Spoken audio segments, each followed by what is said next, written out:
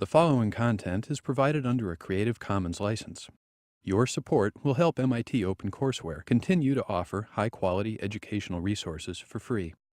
To make a donation or view additional materials from hundreds of MIT courses, visit MIT OpenCourseWare at ocw.mit.edu. Okay. I finished up last time talking about lists.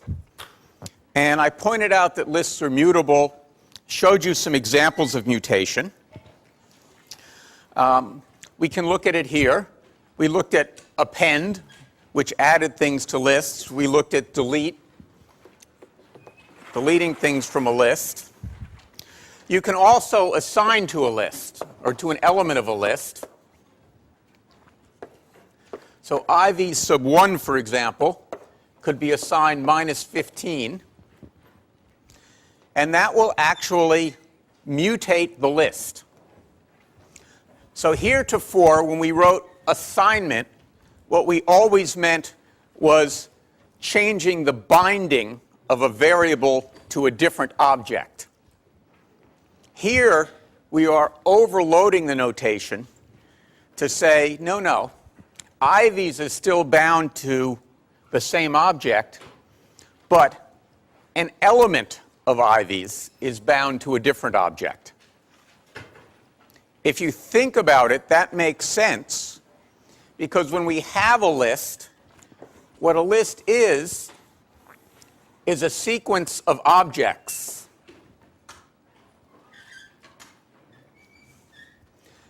And what this says is the object named by the expression IVs sub 1 is now bound to the object, if you will, named by the constant minus 15. So we can watch this run here.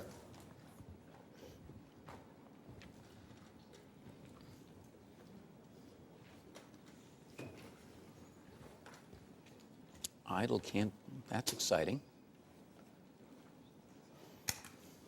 Hadn't expected that answer. All right, your question. So say you only have 4 elements in the list of IVs, and you tell it to change the 5th element of IVs to negative 15. Will it add an element, or will it give you an error? Well, I'll tell you how let's answer that the easy way. We'll start up a shell, and we'll try it. All right, we'll just get out of what we were doing here. And so we now have some things. So we, for example, have IVs. I can print IVs. And it's only got 3 elements, but your question probably is just as good for adding the 4th as adding the 5th. So what would happen if we say IVs sub 3, because that, of course, is the 4th element, right?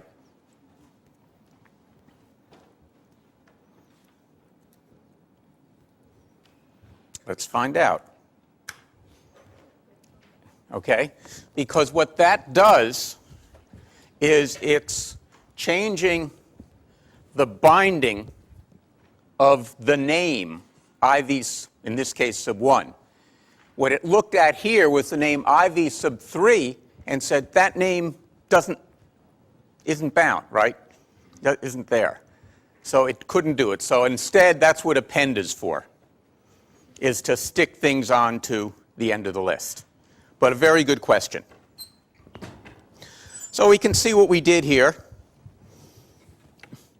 And, but of course, I can now, if I choose, say something like IVs sub 1 is assigned minus 15. And now if I print IVs, there it is. And again, this points out something I wanted to I mentioned last time. Lists can be heterogeneous in the sense that the elements can be multiple different types. As you see here, some of the elements are strings and some of the elements are integers. All right, let's look at another example. Let's suppose we'll start with the list.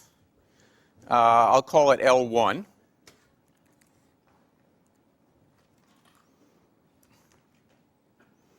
This, by the way, is a really bad thing I just did. What's really bad about calling a list L1? Is it L1 or is it 11 or is it LL?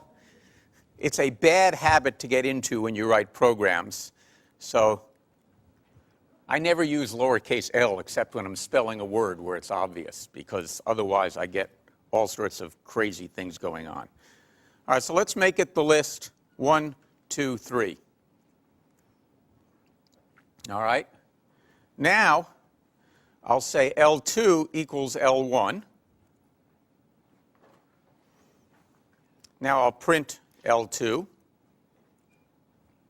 kind of what you'd guessed. But here's the interesting question. If I say L1 is assigned 0, L1 sub 0 is assigned 4, and I'll print L1. That's what you'd expect. But what's going to happen if I print L2?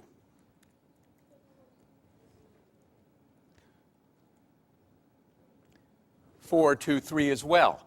And that's because what happened is I had this model, which we looked at last time, where I had the list L1, which was bound to an object.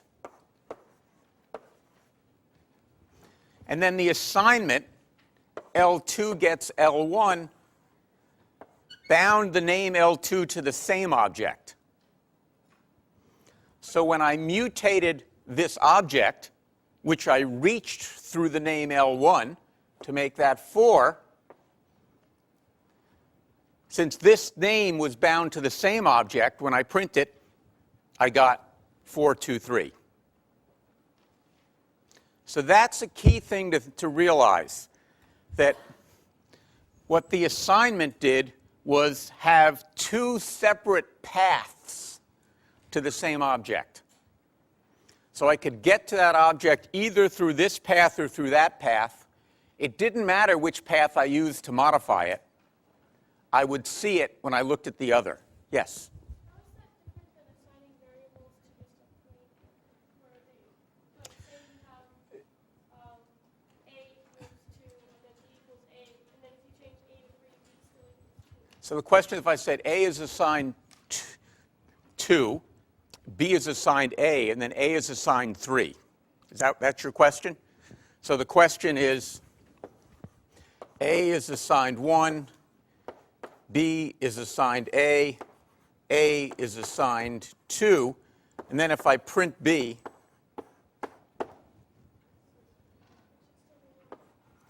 I'll get 1. Because these are not mutable, this is going to be assigned to an object in the store. So we'll draw the picture over here. That we had initially A is bound to an object with 1 in it. And then B got bound to the same object.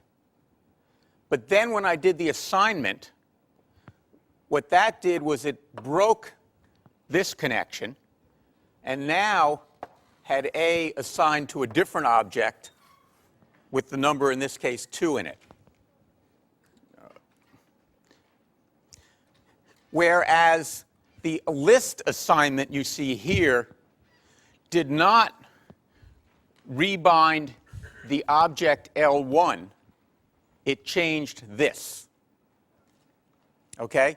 Now, formally, I could have had this pointing off to another object containing 4, but that just seemed excessive, right? But you see the difference? Great question, and a very important thing to understand, and that's why I'm belaboring this point, since this is where people tend to get pretty confused, and this is why mutation is very important to understand. Yeah? I'm just assuming it'll be a great question.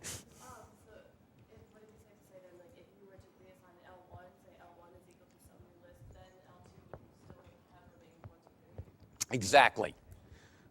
So very good question. So for example, we can just do it here.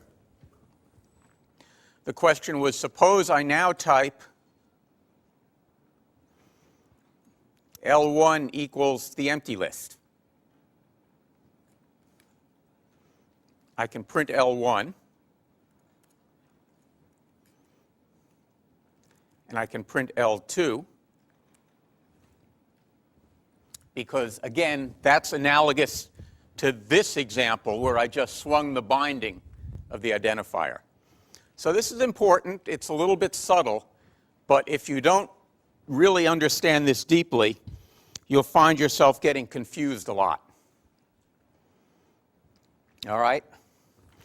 Okay, let me move on. And I want to talk about one more type.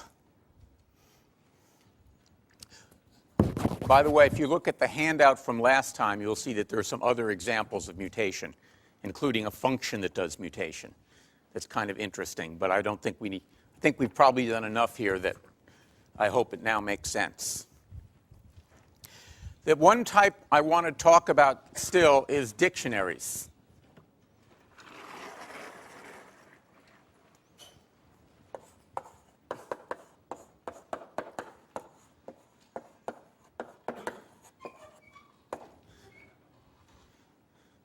Like lists, dictionaries are mutable.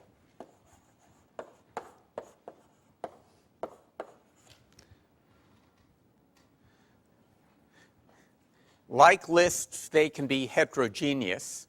But unlike lists, they are not ordered.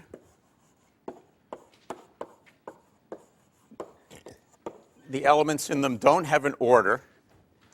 And furthermore, we have generalized the indexing.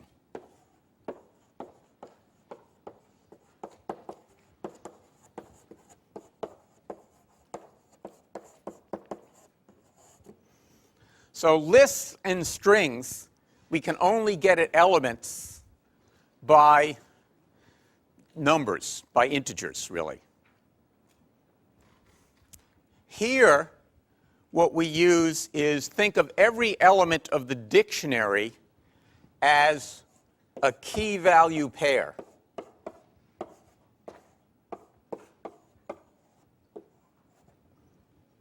Where the keys are used as the indices. So we can have an example. Let's look at it.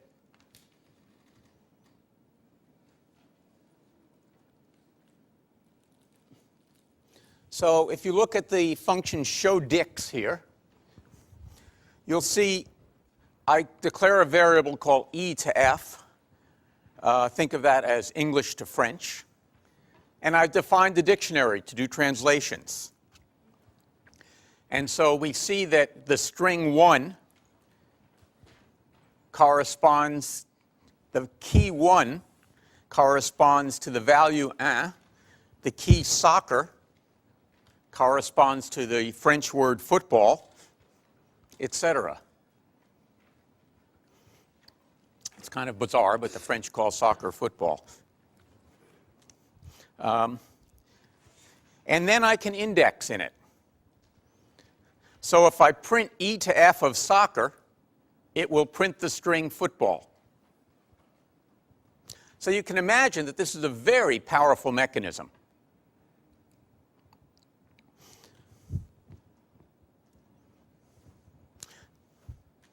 So let's look what happens when I start to run this.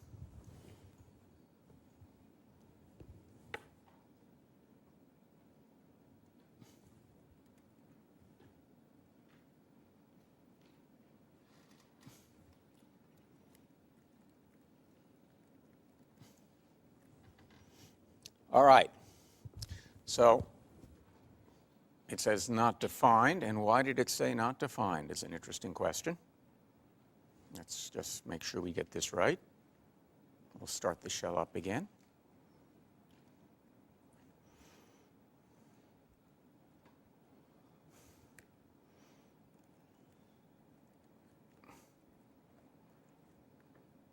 All right. So I run it, And sure enough, it shows football. What happens if I go e to f of 0?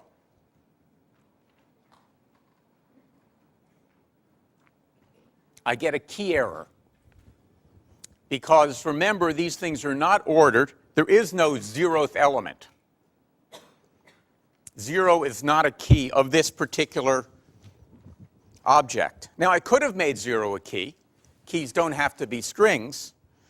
But as it happened, I didn't. So let's comment that out so we don't get stuck again.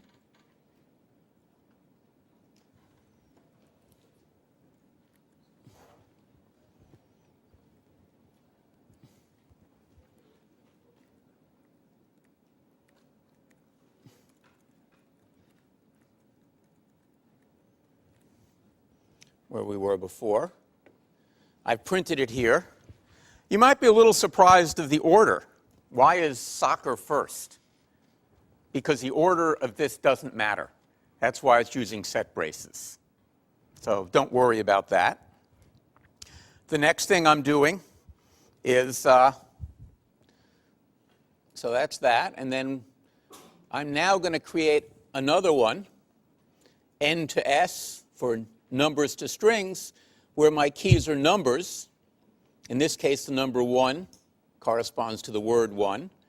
And interestingly enough, I'm also going to have the word 1 corresponding to the number 1.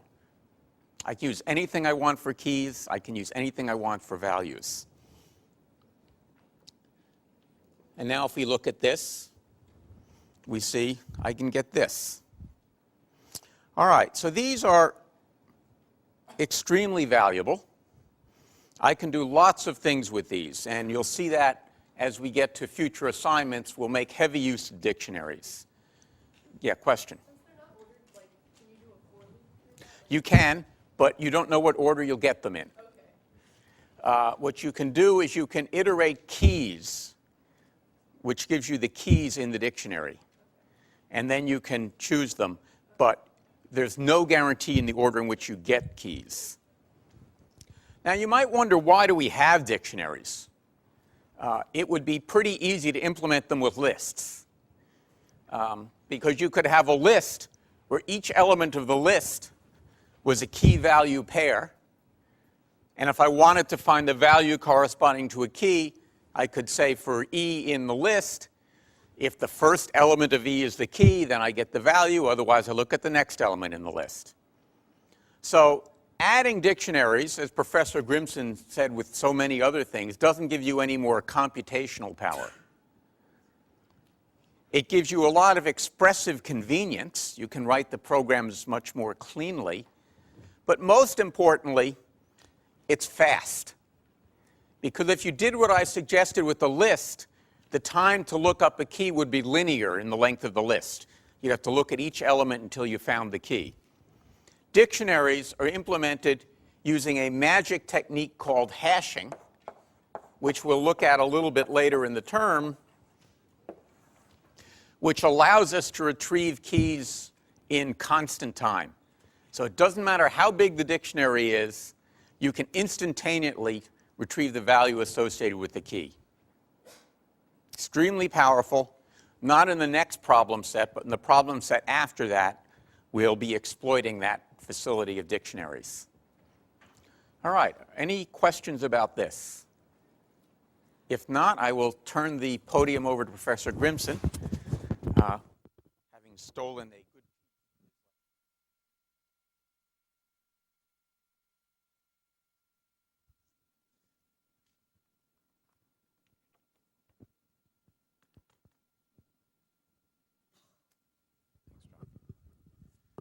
Feels like tag team wrestling, right? Professor Guttag has you on the ropes. I get to finish you off. We are. Here we go. Try this again. Okay. We wanted to finish up that section. We're now going to start on a new section, and I want to try and do 1.5 things in the remaining time. I'm going to introduce one topic that we're going to deal with fairly quickly, and then we're going to tackle a second topic. It's going to start today, and we're going to carry on. So let me tell you the two things I want to do. I want to talk a little bit about how you use the things we've been building in terms of functions to help you structure and organize your code. It's a valuable tool that you want to have as a programmer. And then we're going to turn to the question of efficiency. How do we measure efficiency of algorithms? It's going to be a really important thing that we want to deal with. And we'll start it today. It's undoubtedly going to take us a couple of more lectures to finish it off. Right, so how do you use the idea of functions to organize code?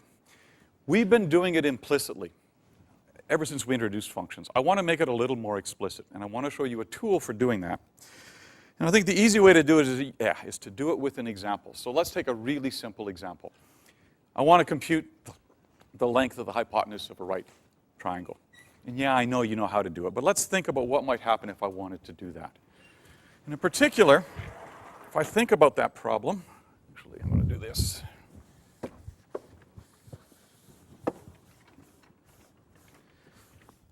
If I think about that problem, I'm going to write a little piece of pseudocode to think about how I would break that problem up. So pseudocode. Now, you're all linguistic majors. Pseudo means false. This sounds like code that ain't going to run.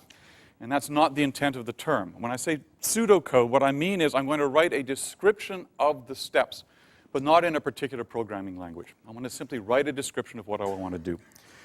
So if I were to solve this problem, here's the way I would do it. I would say, first thing I want to do is I want to input a value for the base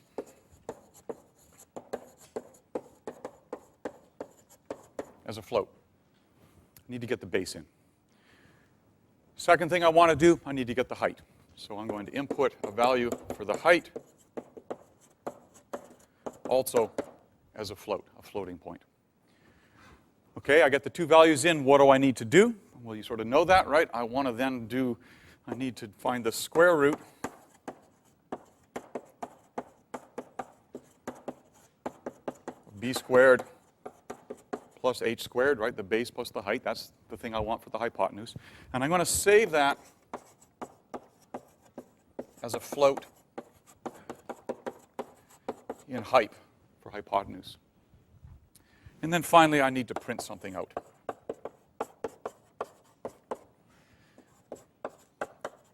Using the value in height.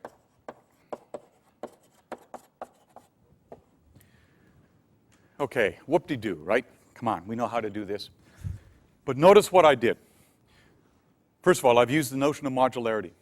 I've listed a sequence of modules, the things that I want to do. Second thing to notice is that little piece of pseudocode is telling me things about values. I need to have a float. I need to have another float here. It's giving me some information.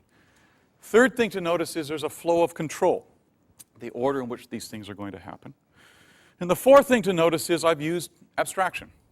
I've said nothing about how I'm going to make square root. I'm using it as an abstraction, saying I'm going to have square root from somewhere. Maybe I'll build it myself. Maybe somebody gives it to me as part of a library. So I'm burying the details inside of it. I know this is a simple example, but when you mature as a programmer, one of the first things you should do when you sit down to tackle some problem is write something like this pseudocode. I know Professor Guttag does it all the time. I know for a lot of you it's like, okay, I got a heavy problem. Let's see, DEF, foobar, open paren, a bunch of parameters. Wrong way to start. Start by thinking about what are the sequences. This also, by the way, in some sense gives me the beginnings of my comments for what the structure of my code is going to be. Okay, if we do that, if you look at the handout then, I can now start implementing this. And I wanted to show you that. So first thing I'm going to do is say, all right, I know I'm going to need square root in here. So I'm going to, in fact, import math. And that's a little different from other import statements. This says I'm going to get the entire math library and bring it in so I can use it. And then what's the first thing I wanted to do? I need to get a value for base as a float. Well, okay, that says I'm going to need to do input of something. And you can see that statement there. It's got the wrong glasses on, but right there I'm going to do an input with a little message, and I'm going to store it in base. But here's where I'm going to practice a little bit of defensive programming. I can't rely on Professor Guttag if I give this code to him. I can't rely on him to type in a float. Actually, I can because he's a smart guy. But in general, I can't rely on the user. Actually, if he's right, you know, he would not do it just to see if I'm doing it right. I can't rely on the user. I want to make sure I get a float in it. So how do I do that? Well, here's one nice little trick. First of all, having read in that value. I can check to see, is it of the right type? Now, this is not the nicest way to do it, but it'll work. I can look at the type of the value of base and compare it to the type of an actual float and see, are they the same? Is this a real or a float? If it is, I'm done.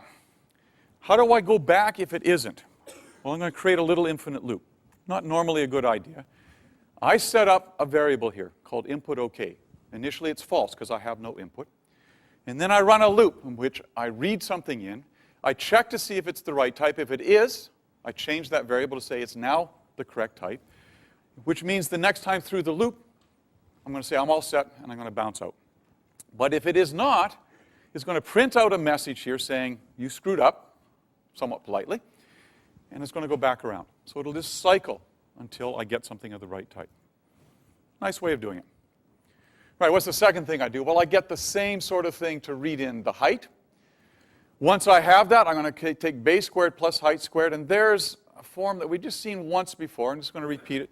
That is math.squirt, and it says the following. It says, take from the math library the function called squirt. Okay? We're going to come back to this when we get to objects. It's basically picking up that object and just applying that, putting that value into height, and then just printing something out. And again, if I just run this just to show that it's going to do the right thing, it says enter base. I'm obnoxious. It says, oops, wasn't a float, so we'll be nice about it. And I enter a height, and it prints out what I expected. I just concatenated those strings together, by the way, at the end. All right, notice what I did. Okay? I went from this description. It gives me some information. I need to have a particular type. I made sure I had that particular type. I've used some abstraction to suppress some details here.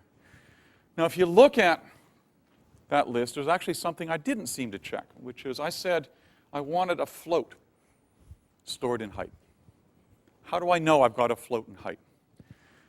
Well, I'm relying on the contract, if you like, that the manufacturer of Square Root put together, which is if I know I'm giving it two floats, which I do because I made sure they're floats, the contract, if you like, of Square Root says I'll give you back a float. So I can guarantee I've got something of the right type. Okay, I know this is boring as whatever, but there's an important point here. Having now used this pseudocode to line things up, I can start putting some additional structure on this. And in particular, I'm sure you're looking at this going, well, look at that if we look at the right piece, going, wait a minute. This chunk of code and this chunk of code, they're really doing the same thing. And this is something I want to use. If I look at those two pieces of computation, I can see a pattern there. It's an obvious pattern of what I'm doing.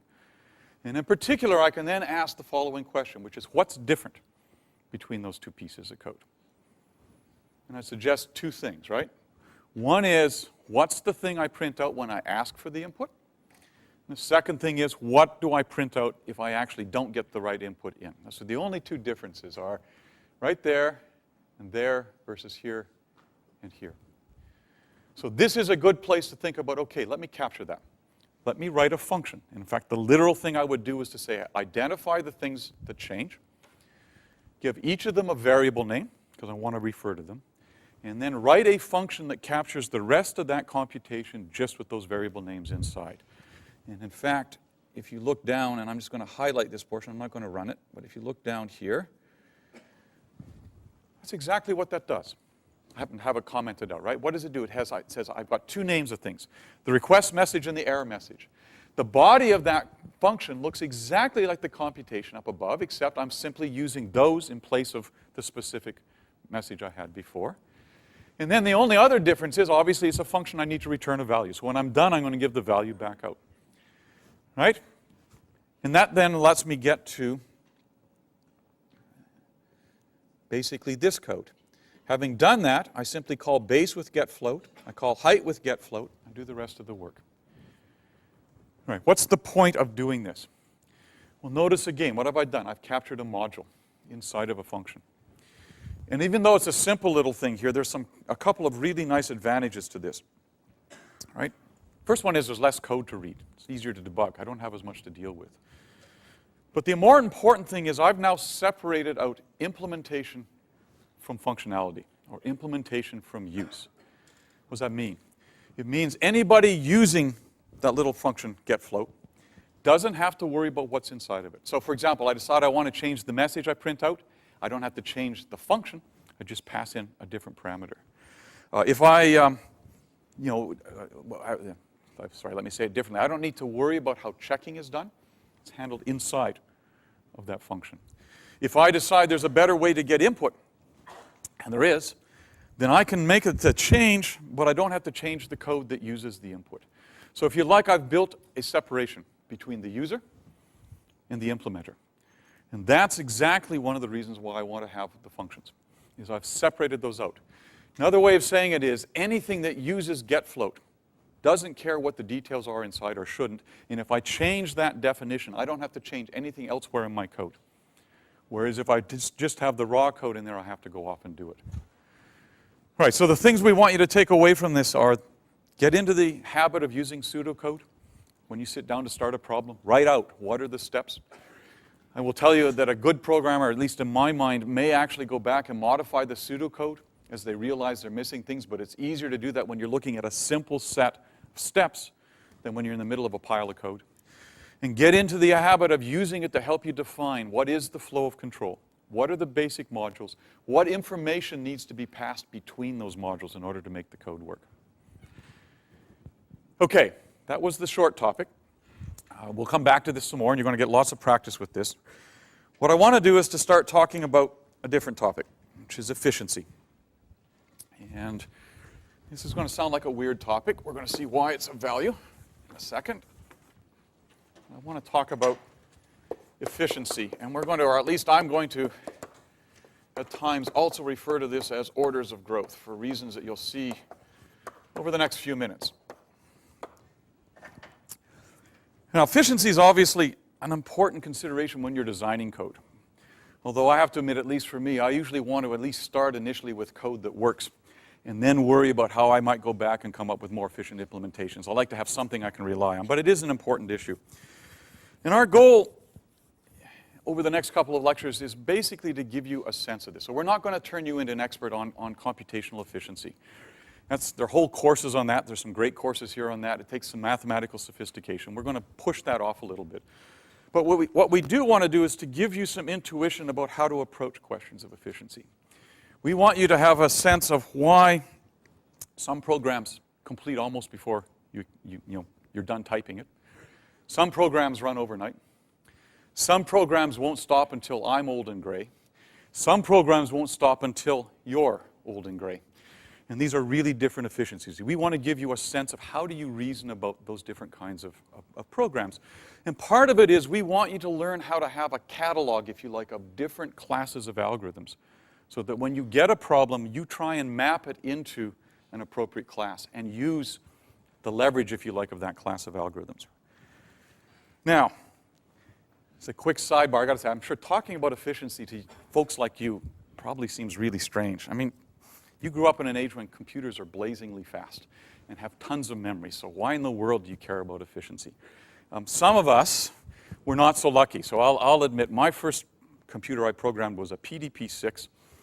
Only Professor Guttag even knows what PDP stands for. It was made by Digital Equipment Company, which does not exist anymore, is now long gone. It had, I know this is old guy stories, but it had 160K of memory. Yeah, 160K, 160 kilobits of memory. I mean, your flash cards have more than that, right? It had a processor speed of 1 megahertz.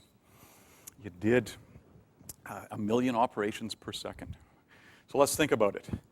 This sucker, what's it got in there? That Air Mac, it's got my Air Mac, I don't know about John's, his is probably better. Mine has 1.8 gigahertz speed.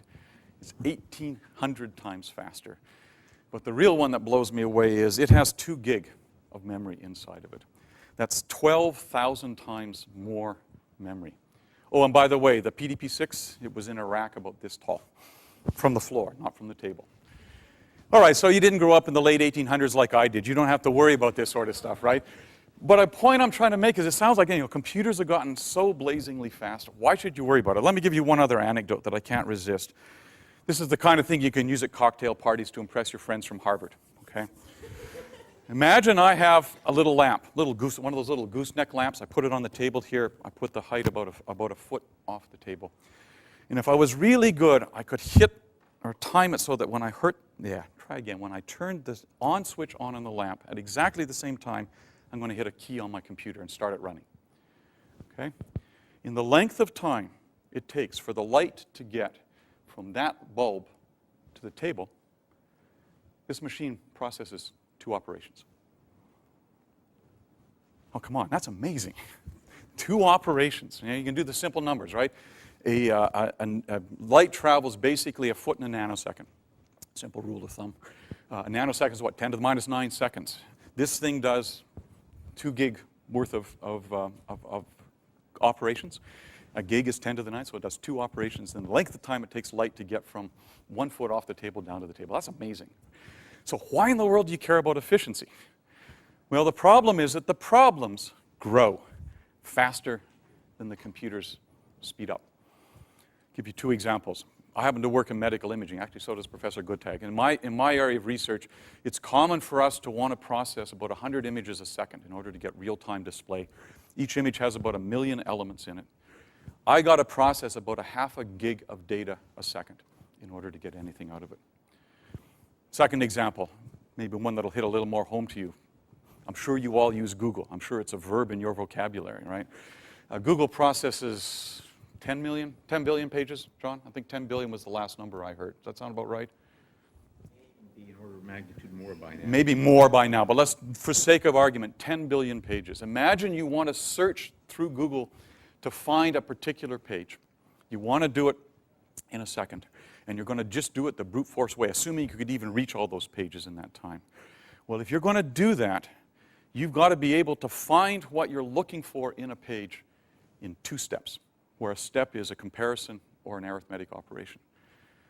Ain't going to happen, right? I mean, you just can't do it. So again, part of the point here is that things grow, or to rephrase it, interesting things grow at an incredible rate. And as a consequence, brute force methods are typically not going to work.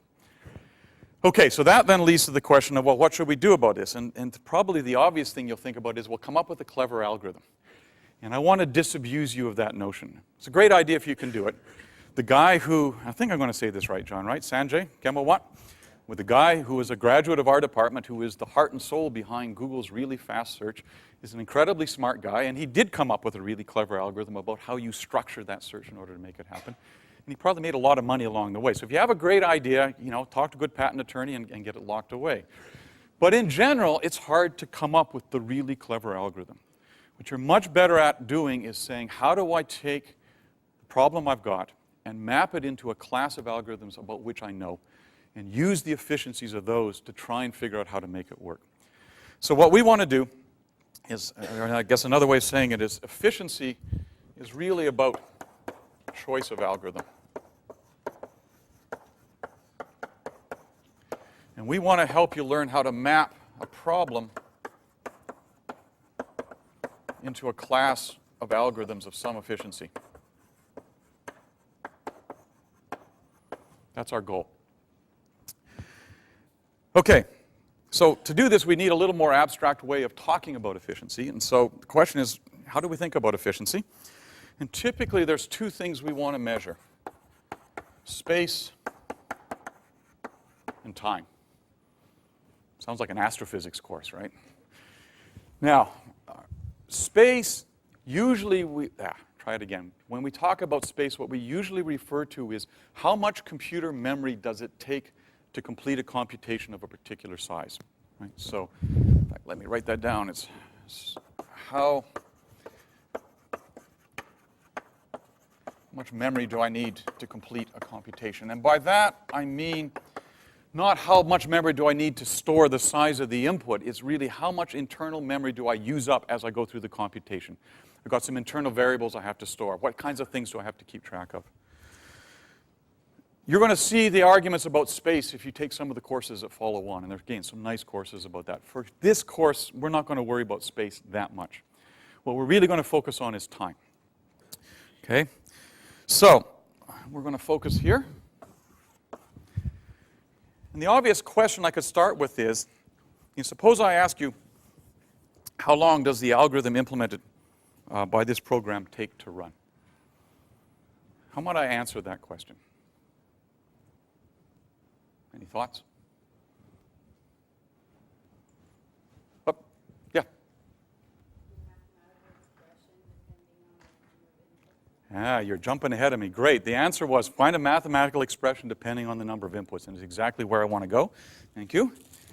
I was hoping for a simpler answer, which is just run it. Which is, yeah, I know, it seems like a dumb thing to say, right? One of the things you could imagine is just try it on an input, see how long it takes. You're all cleverer than that, but I want to point out why that's not a great idea. First of all, it depends on which input I picked. Right? Obviously, the algorithm is likely to depend on the size of the input, so this is not a great idea. Second one is it depends on which machine I'm running on. If I'm using a PDP-6, it's going to take a whole lot longer than if I'm using an Air Mac, right? Third one is it may depend on which version of Python I'm running. It depends on how clever the implementer of Python was. Fourth one is it may depend on which programming language I'm doing it in. So I could do it empirically, but I don't want to do that typically. It's just not a great way to get at it. And so, in fact, what we want is exactly what the young lady said. I'm going to ask the following question, which is, let me write it down. What is the number of basic steps needed as a function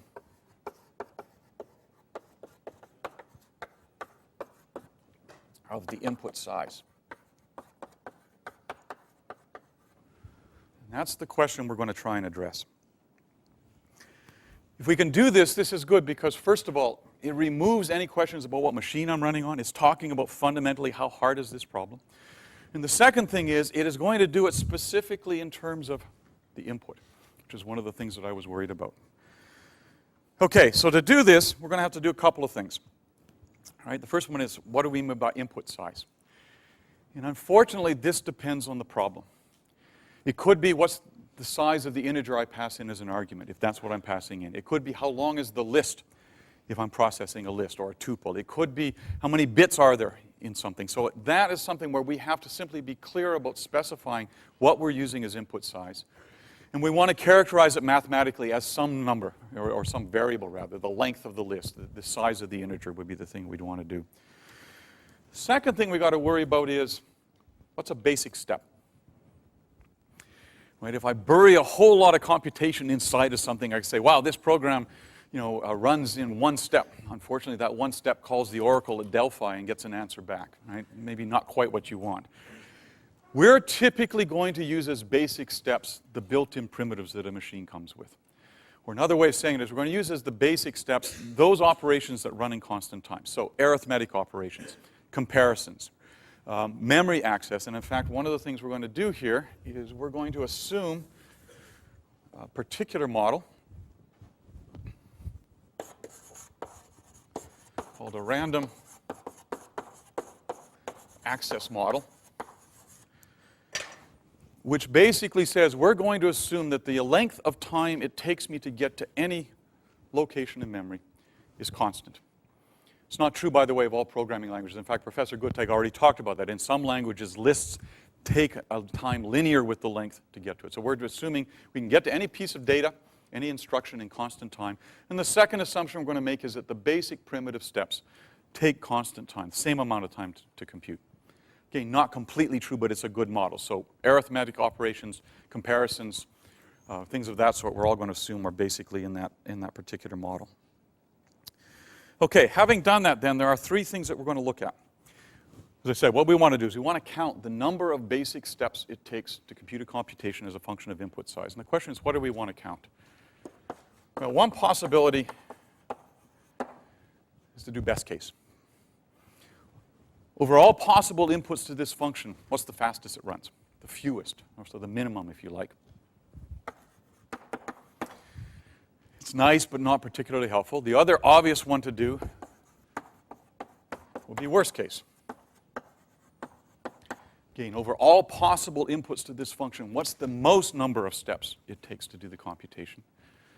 And the third possibility is to do the expected case. The average, if you want to think of it that way.